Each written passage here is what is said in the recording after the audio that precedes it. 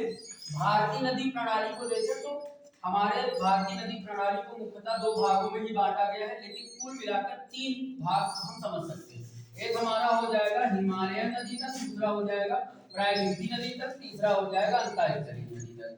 नदी तक नहीं है, इसमें केवल एकमात्र नदी है लूनी नदी, जो कच्छ केरल में अंतःस्थलीय हो जाती है, समाहित हो जाती है। तो प्रमुखतः हम दो नदी तंत्र देख लेंगे, एक हिमालयन नदी तंत्र जिसके अंतर्गत सिंधु नदी तंत्र आ जाएगा, गंगा नदी तंत्र आ जाएगा और ब्रह्मपुत्र नदी तंत्र आ जाएगा।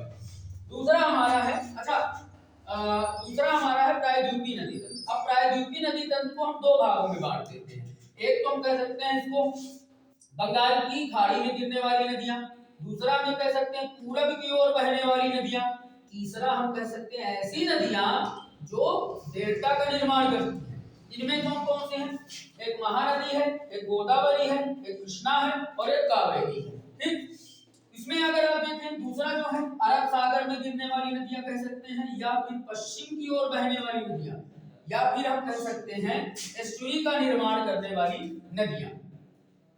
ठीक है, अब इसमें जो है एस्चुरी मतलब ज्वार नदी, इसमें कौन कौन सी नदी आ जाएंगी? तो नर्मदा नदी, दूसरा तापी या ताप्ती नदी, माही नदी, साबरमती नदी और पेरियार है, भरतपूजा है।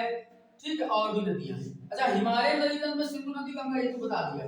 कभी कभी ऐसा होता है कि प्रायद्वीपीय नदी तंत्रों में ऐसा न पूछकर आधार दिया होता है कि पश्चिमी घाट से निकलने वाली नदियां कौन सी हैं, या हिमालयन श्रेणी या उसी के मध्य भाग से मध्य उच्च भूमियों से निकलने वाली नदी कौन कौन सी हैं। तो पश्चिमी घाट से निकलने वाली नदियों को हम तीन प्रमुख नदियां हैं, जिसमें गोदावरी है, कृष्णा है और कावेरी है।